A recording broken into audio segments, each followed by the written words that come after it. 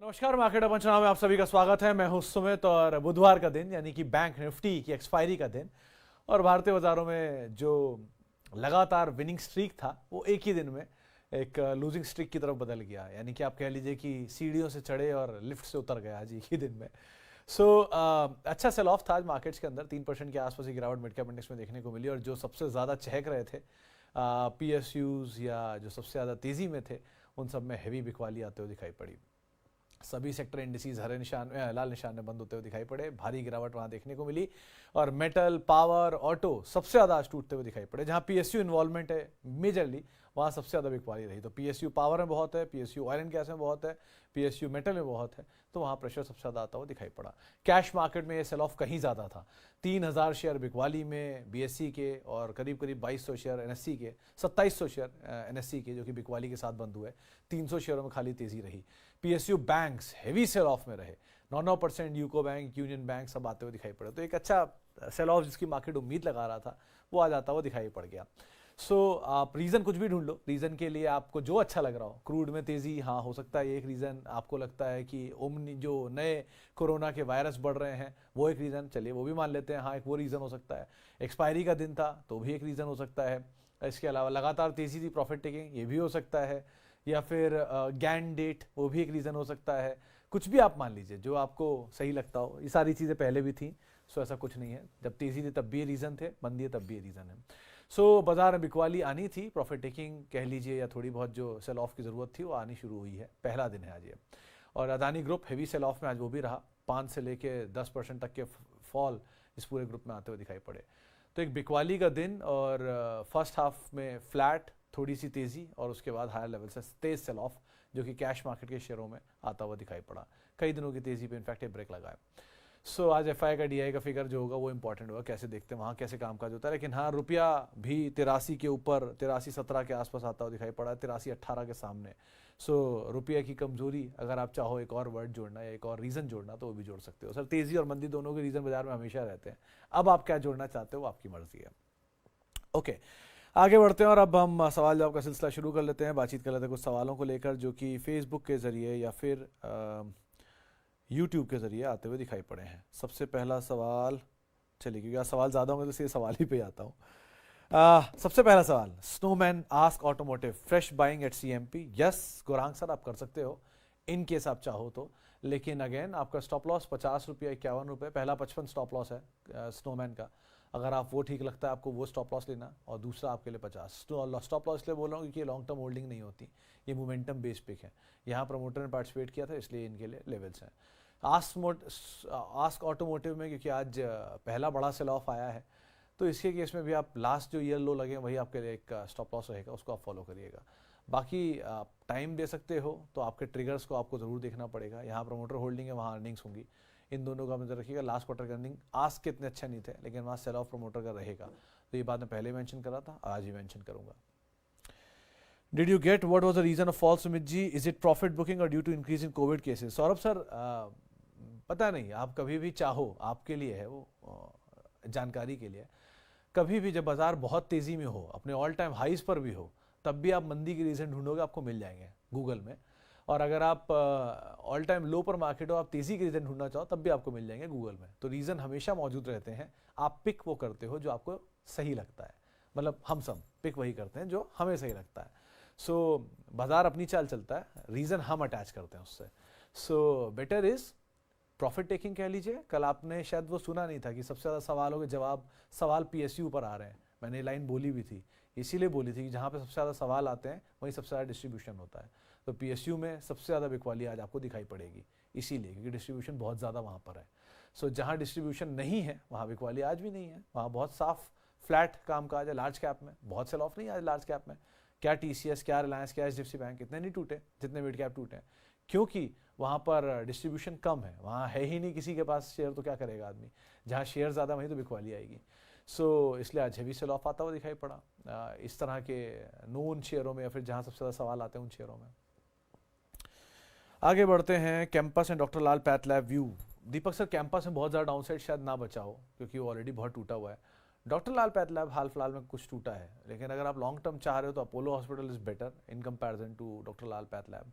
Doctor नाम से ढूंढो, doctor Reddy is better in comparison to doctor Lal pathlab. Campus अगर आपके पास है तो आप होल्ड कर सकते हो, इवन डॉक्टर लाल भी होल्ड कर सकते हो मीडियम टर्म के लिए, दोनों कैंपस एंड डॉक्टर लाल। लेकिन लॉन्गर टाइम के लिए आपको दो अच्छे विकल्प बता दिया, आप उनमें से कोई तलाश सकते हो। ओके आगे बढ़ते हैं sir. India VIX cross 14 and close at 14.45 first time in this financial year, first time this financial year. Higher तो हाई लेवल तो सर मेरे ख्याल से 19.5 रुपये के आसपास है इस साल का, तो सारा का सारा क्या जनवरी फरवरी मार्च में हो गया था। एनीवेज तो आप, मैं फिर बोल रहा हूँ, अगर आपको ये एक रीज़न लेना है तो आप ये भी एक रीज़न ले लो, मतलब anything what ever you feel like, कोई भी रीज़न कहीं भागा नहीं जा रहा है, आपके हिसाब से आपको जो रीज़न अच्छा लग रहा है आप जोड़ लो। मल्टीपल रीज़न मैं खुद बता रहा हूँ आपको। आज एक ग्रुप पे तो ये भी है कि चंद्र ग्रहण था या कुछ है जिसकी वजह से वहाँ बिकवाली आते हुए दिखाई पड़ी। एस्ट्रो वालों के अपने रीज़न है, टेक्निकल के अपने रीज़न है, फंडामेंटल की वैल्यूएशन है, मोमेंटम वालों के प्रॉफिट टेकिंग है, सबके पास रीज़न है, और आपको जो सा रीज़न उसमें चुनना है वो चुन लो। बाजार को अपनी चाल चलनी थी, उसने चल दिया आज। अब आप वैल्यू बाय ढूंढना चाहते हो तो वैल्यू ढूंढना शुरू करो। अगर आप लॉन्ग टर्म इन्वेस्टर हो तो आपके लिए अच्छे दिन आने शुरू होंगे। अगर आप शॉर्ट टर्म ट्रेडर हो तो आपके स्टॉप लॉसेस ट्रिगर हो गए होंगे, साइड लाइन्स पे बैठ के आप नए स्टॉक का वेट करो। So everything is right in front of you, आप ऑप्ट करोगे आपको क्या करना है इनमें से। Okay, piece view on Adani solution, Adani gas at this level, should we purchase? Abhishek sir, Adani energy solution यानी अदानी ट्रांसमिशन अगर आप लेना चाह रहे हो तो आप थोड़ा थोड़ा एक्यूमुलेट कर सकते हो, क्योंकि वहाँ पर नंबर सपोर्टिव है। Again Adani gas, Adani power, Adani port, Adani trans, ये अदानी एनर्जी, ये तीन नाम ही मैंने पहले दिन भी बोले थे, आज भी बोल रहा हूँ। इनको कहीं भी आपको नीचे की तरफ मिले आप थोड़ा थोड़ा ऐड कर सकते हो, बट बाकियों में इसके फॉलोअप का मोमेंटम है, सो वहाँ नंबर सपोर्टिव नहीं है। अगर वहाँ नंबर सपोर्टिव नहीं है तो वहाँ आप अवॉइड कर भी सकते हो, है आपके पास तो बात अलग है, लेकिन नया कुछ लेना चाह रहे हो तो नंबर सपोर्टिव जहाँ है मैं उन्हीं के नाम बोल रहा हूँ आपको। Bank of India and DLF मेरे ख्याल से ज़्यादा सर दोनों बने रहो, क्योंकि डिमांड तो बहुत स्ट्रॉन्ग थी बैंक ऑफ इंडिया की भी। रिसेंटली क्यूआईपी गया, उसमें 4400 करोड़ रुपये क्यूआईपी था, 2200 करोड़ रुपये का एक पहला हिस्सा था, 2200 करोड़ ग्रीन शू ऑप्शन था, और बहुत स्ट्रॉन्ग डिमांड ग्रीन शू में भी आई थी।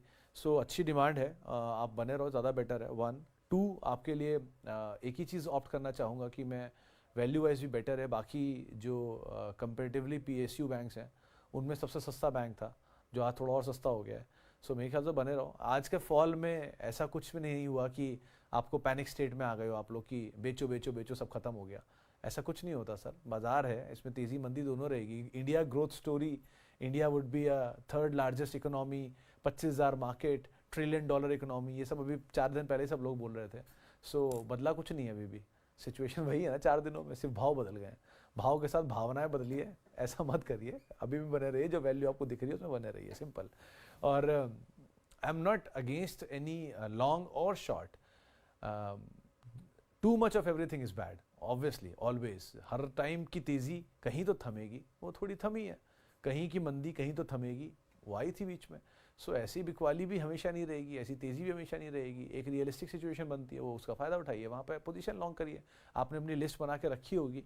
कैश इसलिए बोलता था कि हर दूसरे दिन कैपिटल प्रोटेक्ट करिए, प्रॉफिट लेते चलिए, कैपिटल प्रोटेक्ट करिए, स्पेशली पीएसयू में कैपिटल प्रोटेक्ट करिए, पैसे लेते चलिए, क्योंकि PSU was vulnerable to sell, और आज वो वल्नरेबिलिटी आपको दिख गई। क्यों बिकवाली आई पीएसयू में ज़्यादा? कि ऑलरेडी वो बहुत तेज़ी पकड़े हुए थे, बहुत नहीं टूटेंगे, मैं नहीं कह रही खत्म हो गई रैली, वापस चलना शुरू हो जाएंगे, लेकिन प्रॉफिट लिया हुआ तो आपके पास कैपिटल वापस प्रोटेक्टेड है कुछ और नीचे लेने के लिए, जो आप लेने की इच्छा रख रहे थे। तो अगर आपको वो मिल रहा है तो आप नीचे लेते चलिए आराम आराम से। आज के मार्केट से जो लॉन्ग टर्म के लिए होल्ड करते हैं उनको कोई टेंशन तो नहीं। तो विकास सर, मार्केट में शायद 4 लोअर सर्किट लगे और एक अपर सर्किट लगा, या 5 लोअर सर्किट लगे और एक अपर सर्किट लगा, मतलब वो मेरे को नंबर दोबारा क्रॉस चेक करना पड़ेगा। और इस तरह के 2-2, 3-3%, 4-4%, 5-5%, पता नहीं कितने एन नंबर ऑफ फॉल्स आए हैं। Yet markets is at all time high. आपने क्या ले रखा है मुझे नहीं पता, लेकिन अगर अच्छी क्वालिटी ले रखी है तो ऐसे बहुत सारे फॉल्स उन्होंने देखे हुए हैं, और ऐसे बहुत सारे फॉल्स के अंदर से होकर वो यहाँ तक पहुँचे हैं। So don't panic. Long term investors कभी 1-2 दिन के भाव देखते भी नहीं है, तो आप भी मत देखो भाव। अगर आप लॉन्ग टर्म के रियल इन्वेस्टर्स हो तो आप अपनी सिर्फ अर्निंग देखो, डिविडेंड डिस्ट्रीब्यूशन देखो, कहाँ ऐड करना है ये देखो, इन पे फोकस मत करो कि कहाँ तक जा रहा है बाजार। लेकिन अगर आप शॉर्ट टर्म इन्वेस्टर हो तो ऑब्वियसली ज़्यादा फिर तो आपको पैनिक होगा ही। कल किसी ने पूछा था निफ्टी गैप अप होगा, निफ्टी गैप डाउन होगा, गैप अप हुआ लेकिन बंद गैप डाउन हो गया। So everything is changing. मैंने बोला ना कि there is nothing permanent in this world, everything is changing, minute के अंदर चीज़ें बदल जाती हैं। आगे बढ़ते हैं। जोमेटो 116 रुपये बाय है, अभी होल्ड करना चाहिए, सेल कर देना चाहिए? अंकुश जी खुद ही उस पर जवाब दे रहे हैं, भाई वेट कर। ये अंकुश जी का जवाब है, मेरा नहीं है, आई एम सॉरी। मेरा जवाब सर मैं जो देता हूँ वही है यहाँ पर। मैं स्टिल ये बोलूँगा until unless Zomato has profits you can not, मतलब you have to be with them. अगर प्रॉफिट नहीं है तो आप मत रहो उसमें। कोई भी तेज़ी ब्लॉक का कारण बन रही है, हर तेज़ी के अंदर एक ना एक ब्लॉक आ रहा है।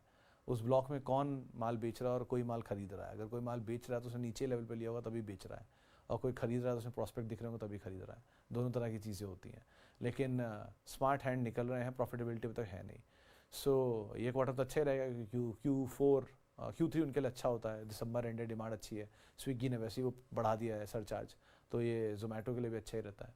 So far they are on the track of improvement, आप बने रहो। बट आगे के लिए आप इस चीज़ का ध्यान रखा कि अगर प्रॉफिटेबिलिटी सपोर्ट नहीं करती है, डिविडेंड पे ऑफ्स नहीं आते हैं, तो लॉन्ग टर्म स्टोरी यहाँ पर क्वेश्चनेबल रहेगी हमेशा।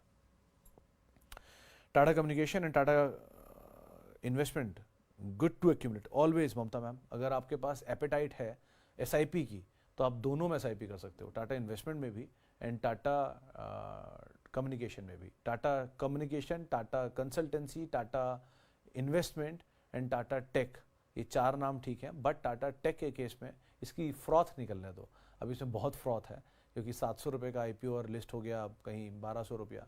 सो फ्रॉथ निकलने दो, किसी दिन इशू प्राइस के नीचे मिले तो पहली SIP की शुरुआत कर देना वहाँ पर, और धीरे धीरे धीरे धीरे हर फॉल का इस्तेमाल करते रहना एक्यूमुलेट करने के लिए। आमतौर पे जब कभी बड़े झटके आते हैं मार्केट्स में, उनके इस्तेमाल किए जाते हैं। आज तो पूरे बाजार में झटका था, तो आपकी पसंदीदा शेयर जो आपने अपनी लिस्ट में रखे हुए हैं उनको अगर कोई झटका लगा हो तो आप ज़रूर ऐड कर सकते हो वहाँ पे। सर मैक्स वर्सेस अपोलो में एक चॉइस, ऑलवेज अपोलो, और इनके अलावा कोई अच्छे hospital, HCG health care global अच्छा हॉस्पिटल है, मेदांता अच्छा हॉस्पिटल अगर नीचे मिल जाए तो HCG इज़ बेटर कंपेरेटिवली। और पैन इंडिया प्रेजेंस में मैक्स भी ख़राब नहीं है, बट मैक्स के केस में वो फॉरेन जो टूरिस्ट वाला हॉस्पिटल ज़्यादा है, तो वो पार्ट थोड़ा इनके लिए क्वेश्चनेबल रहता है। Apollo is the best, obviously largest player है।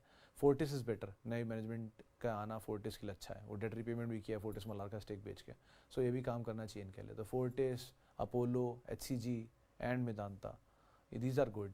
मैक्स है तो बने रहो, उसमें खराबी नहीं है, बट यू नो स्टिल बाकी भी सामने खड़े हैं अच्छे अच्छे नाम। आगे बढ़ते हैं। और IRFC view, sir the same view, if you have profit take your capital out, simple. कोई भी PSU में if you have profit take your capital out, if you have remaining stocks keep holding them, अच्छा dividend आएगा, वही इनके लिए story है। आगे चल के तेज़ी है, इंडिया ग्रोथ स्टोरी है, वो सब तो चलता ही रहेगा। सर कोई भी अच्छी खबर पे शेयर का चलना, आपको शेयर नीचे नहीं मिलता, अच्छी खबर में हमेशा ऊपर जाता है, और ऊपर का इस्तेमाल बेचने के लिए होता है, खरीदने के लिए नहीं होता। So understand the basic concept, कोई भी अच्छी खबर के साथ ही शेयर बिकेगा ना, बुरी खबर के साथ शेयर कोई क्यों बेचेगा।